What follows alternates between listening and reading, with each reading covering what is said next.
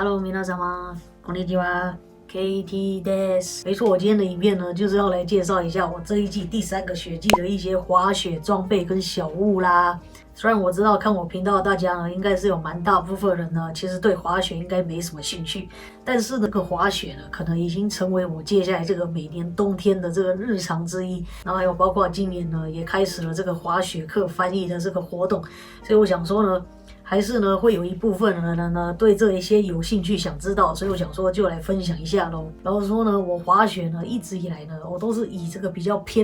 低的这个预算来进行的，所以我这边其实我很多一些装备还有东西呢，都是沿上一季继续使用的，所以我这一季呢其实没有添购多少东西。我先说我的介绍呢，可能不会到非常太专业，但是就是以我这个新手啊一路走过来，现在呢勉强就是算中阶的这个滑者呢，就是我觉得该有的该需要的装备，其实我都是算蛮齐全的，因为毕竟我也都滑了3个雪季，然后我大部分呢还都是在比较小的雪场一些地方雪场练习，但是呢，因为我上一季就我这样在小的雪场练一练，就我上一季呢也是有自己去挑战比较大的雪场，然后还有包括自己去旭月啦、黑月啦那些甚至比较进阶的那些山上的那些滑雪，所以说呢。以我过来人，我就可以证明，其实在地方小雪场练习一下呢，你一样也是可以往比较大的雪场跑的。OK， 好，废话不多说，我们就开始来。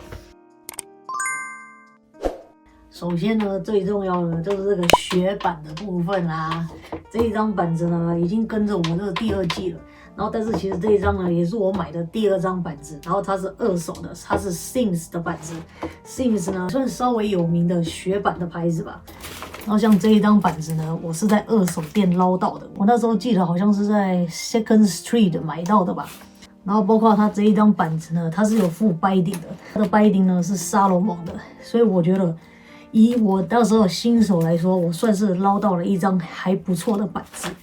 那时候我这一张板子我有点忘记了，我记得我是15000日币左右入手的。但我觉得之后呢，可能滑得更厉害的话呢，可能有更多需求的话，当然我还是不排斥会自己想要买新的板子。不过现在这个板子对我来说就很够滑了。然后这一张板子呢是151公分，然后我的身高呢大概161，所以板子呢它长度还蛮重要的。大概选的话就是在你下巴呢，或是可以比下巴稍微高一点，就顶多到鼻子这边呢，建议不要选比你的身高太高太多或太矮的板子。像我上次呢选了另外一张呢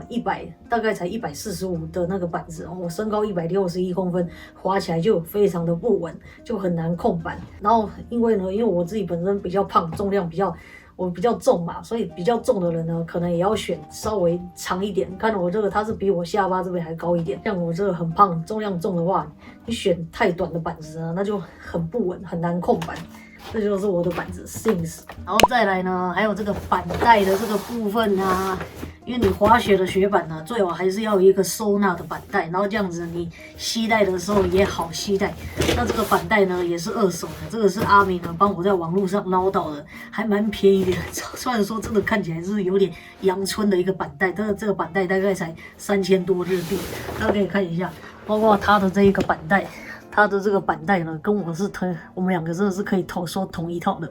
或者说这很可惜，因为他都很忙，他都一直没有时间滑。好，那这就是板子跟板带的部分啦。接下来我真的觉得第2个这个部分真的是，它可以说是雪板之外呢，你对板子呢好不好操控呢？另外一个最大重要的就是你的靴子，就是你这个靴子在穿有没有合脚，不会太大也不会太小。而且包括每个人脚型也不一样，这个靴子真的是，因为像我上一季的时候呢，我一样有去2手店，我想说，因为那时候都还新手，不想要一次就买太贵，我也不知道我到底会滑到什么程度，所以我上一季的时候是买一个2手8-9千日币。可是我那时候滑了1季的时候，我发现我那个靴子还是觉得我怎么滑就觉得太大。你在滑雪的时候，你转弯，你的那个脚有时候是必须要这样子，比如说toe side必须这样起来的时候，我发现我的脚呢就会离开那个靴子这样子浮起来这样子。我还是多花了一点预算，我把那个2手靴卖掉。像我这一季呢，就入手了这个新的靴子，这一双呢其实也应该也是蛮适合新手、中阶都可以的。它是 Head 的，然后这一双呢是我到 Sports Depot 呢，就是他们这边运动用品店买的，直接到店里面呢去试穿，然后他有量我脚的大小。我后来真的发现，这滑到一个程度，真的靴子真的是超级重要，你一定要买合脚，而且适合你的脚。我发现我每个人脚的那个大小都不一样，我去量了一下我的脚，而且甚至我的脚竟然我的右脚比左脚还大，我听到我都傻眼，而且甚至我有点拇指外翻哦。这边呢，鞋底的这个部分呢，它里面呢，它的那个鞋垫呢，有做加厚的那个设计，就在底部鞋垫做加厚，让你比如说让你偷塞的时候呢，你脚比较不会这样子后面不会这样子浮起来，那就很难控板。哇，真的是好难形容哦。这个雪靴呢，就经一季新买的，然后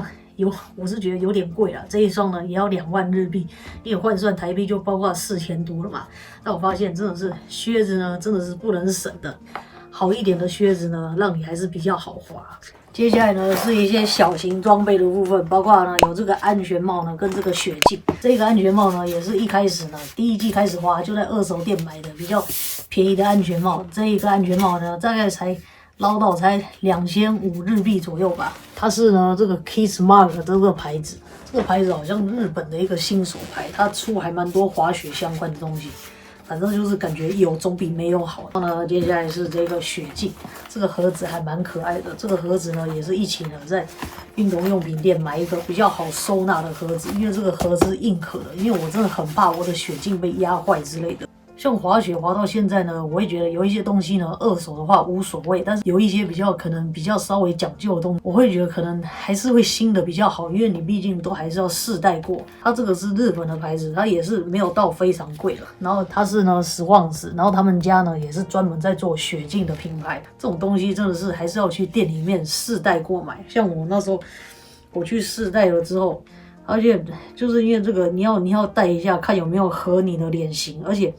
我很怕戴到那种雪镜，就是我会看一下它那个视野，我很怕戴到那种视野会很狭窄那种。因为滑雪真的很重要，你要看得到视线，你视线要 OK， 你要看得到地面这样子。所以这一支呢，我试戴的时候发现，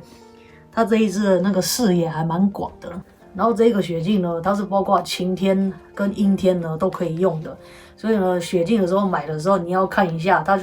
就包括有一些雪镜呢，它是可能只有晴天呐，然后有一些雪镜是可能只有阴天，然后有一些呢是混合都可以用的。然后像我这一支呢是晴天、阴天都可以用的一个雪镜，它是 Swan's 的。再来是一些滑雪的贴身小物之类啦，每次呢就提一个收纳袋去雪场就好了。这个收纳袋实在是非常好用。像这个的话呢，我觉得不管是新手呢，或是进阶滑者，我个人是觉得还蛮重要的。这个呢是我在日本乐天呢上面买的护腕，它呢是 FRK 的牌子。这个呢我不知道台湾买不买得到啦，反正就可能要上网找一下。像它这个护腕，因为滑雪呢，有时候呢可能你突然跌倒，你有时候时不时呢会用手呢去撑一下地板，当然是最好不要用手去撑地板，但是所以手呢被扭到的这个可能性就很大，所以我呢是几乎我每次呢都会戴护腕。这个看起来真的很像格斗手套我是觉得护腕还蛮重要的，就戴个护腕在，然后呢我外面呢才在戴滑雪手套这样子，里面先戴护腕，我呢是一定要戴护腕人呢，这样你可以保护你的手腕。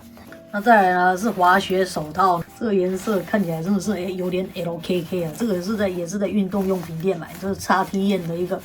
滑雪的手套，然后手套它这边都有拉绳，它这样做拉绳呢比较方便，不容易丢。那像我今年也有收到，教一下他们今年也有出新的这个气龙滑雪手套，因为他们的手套也做的蛮可爱的，而且因为他们家的气龙呢，就是比羽绒还防潮抗湿冷，而且他们连下面这个拉绳都做了，他们的气龙手套也蛮可爱的，我看这是胶下的手套。这边呢也有做一个这个是感觉是透气的拉链，这也有一个拉绳之类的，而且他们的气龙滑雪手套，它是一个 set， 它还多附了一个这个内衬，这个可以滑手机，里面呢，然后这个大的这个手套呢，这边就拉绳这样子，然后就是这样子，然后滑雪的时候手套呢，这个大手套这个面包手套就是这样戴起来。然后呢，你要滑手机的时候，这个上面这个手套可以这样子拆掉，这是蕉下的气溶滑雪手套。滑雪还有什么很重要的，就是这个雪袜啦。滑雪的时候，它一定要穿这种比较长，然后比较厚一点的这种毛袜，然后最好是有吸湿排汗材质的。这一双呢，这一双是有点旧，这一双呢也是我在 Sports Depot 买，这一双是比较便宜的袜子，它大概才，我记得那时候好像2双一组，400多日币。像我今年呢还有买稍微再好一点点，这个是在 Workman 买的，它是美利诺羊毛的 Merino 羊毛的50%，像这样一双要780日币。不过我还没穿过，我想说买一双来穿看看，哇，还蛮可爱的。它也是长的一个这个袜子。如果你滑雪要穿内搭裤的话，记得你袜子一定要穿在你的内搭裤的外面啊，不然你会磨脚。然后呢，在保暖小物呢，还有这个毛帽，还有这个围脖啊，这个都是必带的。因为你有时候滑雪，你坐缆车呢，坐到比较高的地方，有时候风吹来真的会冷。像我滑雪真的是，我是一定会带围脖的。这个毛帽的颜色好可爱哦，大概就是像这样子，戴一个毛帽呢，就戴一个围脖这样子，这样比较保暖。然后呢，我外面就这样子就戴安全帽之类。那像蕉下他们今年也有出这个，虽然说呢，这个之前有介绍过，这种很大的这种超级防寒的这种头罩，它这个是呢结合毛帽呢，还有这个围脖，这呢可以先戴安全帽的。然后像这个呢，这种防寒的这种头罩呢，甚至呢应该呢还可以把它，这真的是感觉如果真的是你要去到真的是非常冷的地方滑雪。然后上面呢就可以戴这个巴拉克法帽，这个感觉应该是超级保暖。我头现在变得好大哦，把这个毛帽戴在安全帽的外面，然后这边也可以顺便又变成围脖了。这个这样子的话，感觉也是蛮保暖的然后接下来呢，虽然说呢，这个呢是我有时候我都偷懒，我都不会戴的。这个是一个防晒面罩，因为有时候真的去滑雪啊，那个雪反射的那个 UV 啊，紫外线很强。这个呢是 Montbell 的，这个我也是在网络上买的。像这个防晒面罩，这个面罩有时候是防风啊，或有那个防晒之类的。然后上面呢再戴毛帽之类的，看起来真的很像小偷面罩。接下来呢也是蛮重要的，这个是我真的建议呢，这是滑雪一定要穿的，那就是这个护膝啊。我有2种，一种呢是感觉有点像这种龟壳的，一个呢我记得我这是在台湾药妆店买的护膝，它是这个束膝之类的。因为滑雪真的有时候真的是蛮伤膝盖的，就像我有时候真的是有时候年纪大了，这个膝盖不太好，所以这个护膝呢，我是建议呢也是一定要穿的。OK， 讲完那些装备呢，还有贴身小物，接下来呢，我们就要来讲滑雪穿搭，还有雪衣这部分啦。我们先从里面最开始讲起，那就是底层衣的部分。虽然说呢，底层衣呢真的是看个人，我是讲我本身，我平常我滑雪的时候我在穿的话，像滑雪的话是运动嘛，像我的话我就会流很多汗，就会流超级多汗的，所以说。滑雪的时候，底层还有发热、吸湿排汗这部分呢，我就会选相对呢薄一点的发热衣。然后像这2件呢，都是这种台湾品牌，虽然我们都已经介绍很多次了，就想说跟大家说我滑雪的时候是怎么穿。这件呢 ，Saddle 呢，他们家这一件呢是薄的发热衣，它是 WormTech 的，比较相对薄一点的发热衣，穿在最里面。然后因为它也是天丝材质，所以就吸湿又排汗。这一件呢，可能就是像今天可能出太阳比较热的话，我就会穿这一件。有时候可能阴天啊，下大雪呢，我就会穿另外一件。像威威他们家的发热衣也不错，因为他们是石墨烯材质，就比如说有时候真的是你静态呢，能坐缆车或休息的时候，就突然静下来没有在动了，然后风吹来就感到冷。他们家的那个厉害的地方就是他们材质很薄，但是呢，它是一穿上去有微微的发热感，吸湿排汗呢也是做的蛮足够的。所以说，虽然说真的是老实说呢，这2件呢，有时候呢我会看天气场合来穿。中层的外面怎么穿，真的是我是觉得就是看个人啦。像我比较特别，因为像中层这边呢，我会穿这种防摔衣，这个呢是在日本乐天买的。然后呢，像它呢，它是在肩膀这边呢，这边也有做软垫，然后胸前这边也有做软垫。因为像这一件呢，它是比较好洗的，这一件呢是可以你放进洗衣袋里面丢洗衣机洗的。然后它有做拉链，这一件呢是。Maxpa 这个好像是日本的牌子，内层可能最里面呢，我就会穿一件吸湿排汗比较薄的发热衣，然后在外面呢，我会再多搭一个运动 T 恤，这是我自己的习惯。像这一件也是 Saddle，它非常的，就我很喜欢他们家的那个运动 T 恤，它里面这种做着这种洞的这种透气就非常的排汗。然后接下来呢，再穿我的这个防摔衣。然后像我身上呢这一件呢 Tri-Fi Pro 的这个户外的它这一件呢户外的这个运动上衣，之后呢我考虑去春华的时候呢，我就把防摔衣呢穿在这一件的里面，然后这样直接去滑。就反正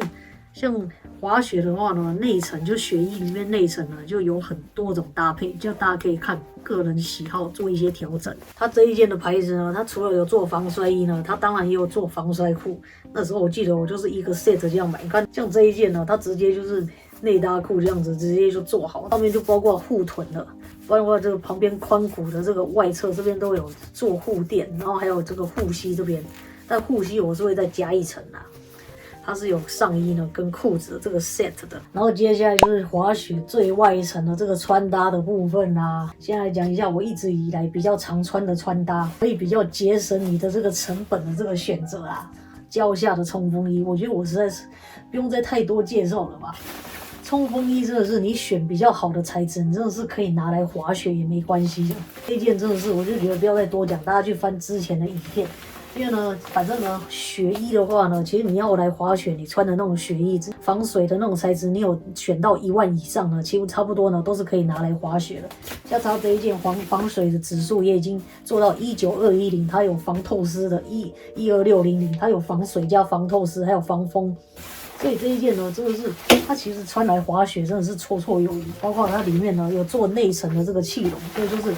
很保暖，然后又防水。然后就是我之前呢，有时候呢，就是我觉得穿冲锋衣对我来说是比较好活动，所以有时候我会穿冲锋衣滑雪。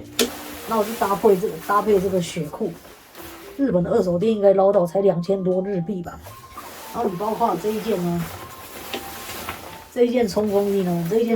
它的材质呢不输 Gore-Tex， 打折后大概就6000多台币吧，蛮节省的这个组合。这个冲锋衣你又可以穿户外，又可以穿滑雪。有时候你可能滑雪呢，你只是去体验一下，你不是要滑得多厉害，什么像人家什么 backcountry 什么之类的，这是一个选择。那接下来呢，但是还是要来跟大家开箱一下我这一季呢这个新的这个雪衣。像你如果更有预算的话，你当然是可以买好一点的雪衣，或是租借之类的。但是说真的，我觉得租借真的很不划算你每次滑一次就要租一次。你当然有预算的话呢，你可以再选择自己喜欢的样好看的雪衣。这一件呢也是教一下他们这一季新出的这个雪衣，它这个颜色真的是哇，颜色做的非常的亮。这个雪衣呢，特别是其实他们这一季呢，他们有找周杰伦代言的，这个是周杰伦同款的一个雪衣。我真的觉得黄色这个颜色穿在雪场真的是会变成全场焦点，而且你这个选亮一点的颜色，你就比较不怕人家撞嘛，对不对？像这个颜色真的是，这个颜色做的超级显眼，而且我当时看到这个黄色，我就觉得。这个黄色我还蛮喜欢的，就感觉有点像招财那种感觉，而且像这种比较亮，而且尤其啊，你如果有时候你要去滑雪场，如果说你要去夜滑的话，你夜滑你真的尽量你不要穿暗的，你要穿亮一点的颜色，你要穿的显眼，不然真的是感觉都怕被撞。他们今年出的这个雪衣呢，他们这个防水呢也是有做到2万指数的，然后防透湿也有做到13000，像他们家的这个材质呢。这个里面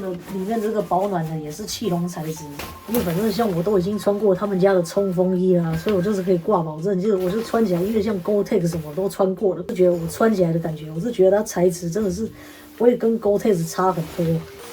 OK， 我现在就把这个雪衣穿上去啦。大家觉得如何呢？这个颜色真的是蛮亮的而且我有选大件一点的，我选到 L 号。虽然说看起来是稍微有点大件一点，不过有时候真的滑雪的话，你如果像这种雪衣还有这种外套，你如果选太小件，真的是会很难活动。看到这个，要包括它这个雪裤这个设计，它旁边这边侧边也有拉链，这边可以放雪票。美中不足，好像这边胸口这边可以再多一个口袋会更好，因为我看蛮多雪衣这边胸口都有做口袋的，但是侧边这个口袋也是感觉也是蛮大的。看一下 camera 我要放哪里啊？看我是不是非常的实际？都帮大家想好了，我总是开箱，我要测试一下中间这个口袋哦，我放得下哎，哦是可以放得下的哦。虽然说它胸口没有口袋，但是它侧边的口袋做的还蛮大的，你看连这个也可以啊，哦，材质是感觉穿起来很保暖啊。旁边有这个衬裙，可以防止雪跑进来的这个衬裙。然后裤子这边呢，这一定要的嘛，这个拉链的这个口袋很特别，下面有做一个这个透气孔，这边旁边也是，这边有火腿蛋，这个好像是让你吃太饱的时候，这个吃太饱的时候可以调松紧之类的。其实这一件雪衣，我也其实也已经穿去滑雪几次试看过了，真的是一定要必须要帮大家测试。那我是发现，我有时候像我这个我爱滑雪的时候，如果动作大一点的话，它下面这个拉链，它这个是做双拉链的，它下面这个双拉链会自动自己这样跑上来。我是不知道为什么它这种开叉的这个设计，它是为了让你好活动还是怎样？反正它是设计是这样子的话，习惯了就习惯。像我这个动作做大一点的时候，它这个拉链，看到这样拉链，我这个动作好奇怪哦。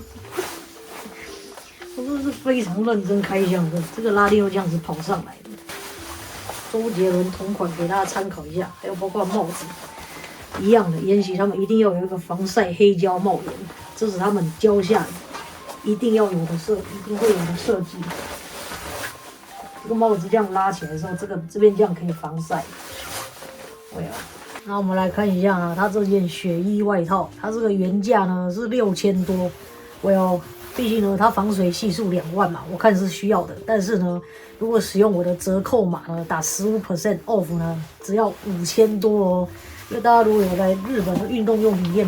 买过雪衣、逛过雪衣就知道，你如果是好一点的雪衣外套呢，都要30万日币呢，都是有可能的。这一件雪裤呢，原价呢差不多是4000台币，如果用我的折扣码呢，也可以打到3000多。这上下2套雪衣呢，差不多原价差不多是1万，但是用我的折扣码呢打下来呢，就已经是8000多，已经下杀万元了。以防水系数2万的这个雪衣来讲，它这个价格真的是很可以啊 ，CP 值很高哦。不是你如果要找那种防水系数2万，我就讲什么 Gore-Tex 一整套，那一整套下来，它少说都要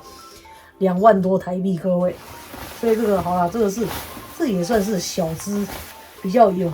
实惠的价格入手雪衣，我就一直这么认真介绍教下，因为我就是穿过，他们家品质好，他们价格也具有竞争力嘛，他们也是属于合理的这个价格。我们这次推荐一些单品的下单链接跟这个折扣码，我一样呢会放在我们影片下方的资讯栏，然后有兴趣的大家呢就记得去看一下咯。哎呦，我今天又来到这个小雪场这边上课啦。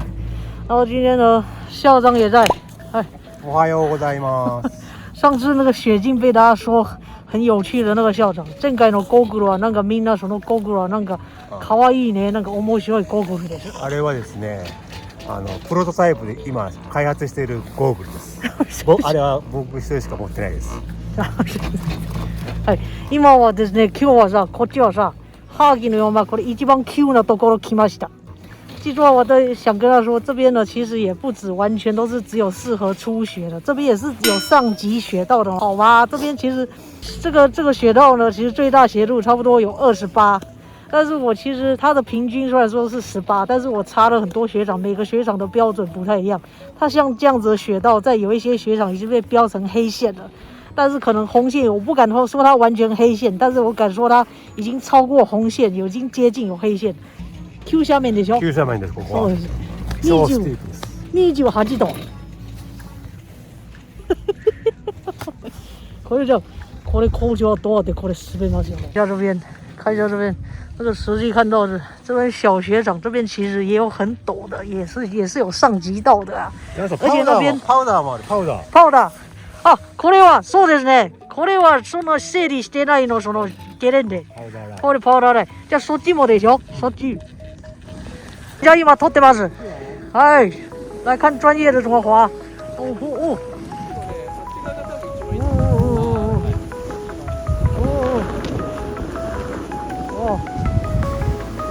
常的，没办法，非常的自然的滑下去了。换我。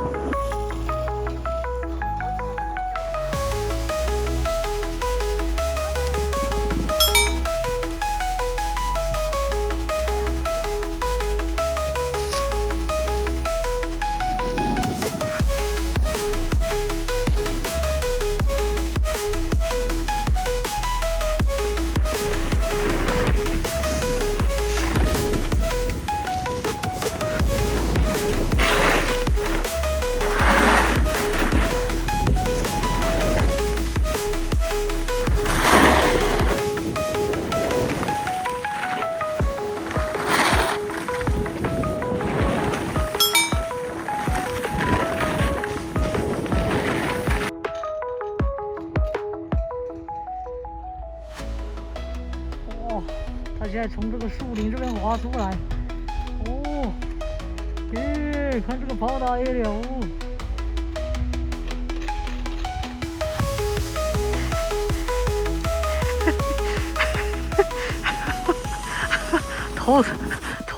头死逼了。我最近呢完全没有去滑陡坡，今天随便呢就边拍